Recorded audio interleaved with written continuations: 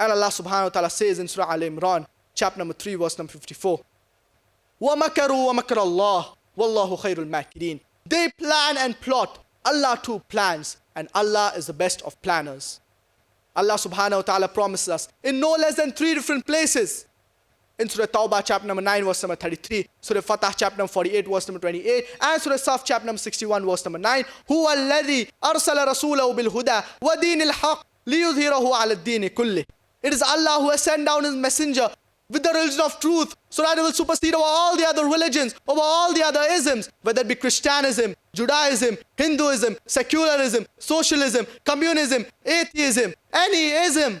Islam is destined to supersede them all, master them all, kulli, overcome them all.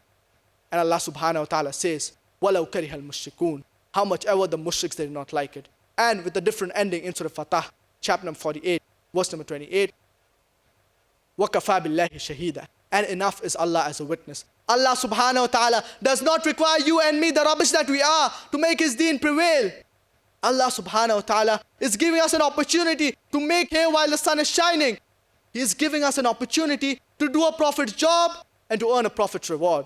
And I would request the brothers and sisters out here that to use technology, use the IT information technology, use internet, use Facebook, use WhatsApp, use your websites, use blogs to convey the message of Islam to the non-Muslims, to those who are unaware of it.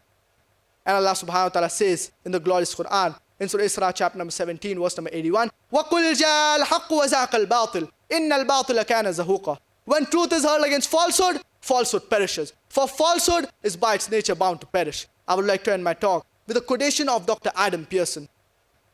Dr. Adam Pearson rightly says that people who worry that one day nuclear weaponry will fall in the hands of the Arabs, they fail to realize that the Islamic bomb, the bomb of the religion of peace, has already been dropped. It fell the day Prophet Muhammad, peace be upon him, was born. Wa akhiru da'wana alhamdulillahi rabbil alameen.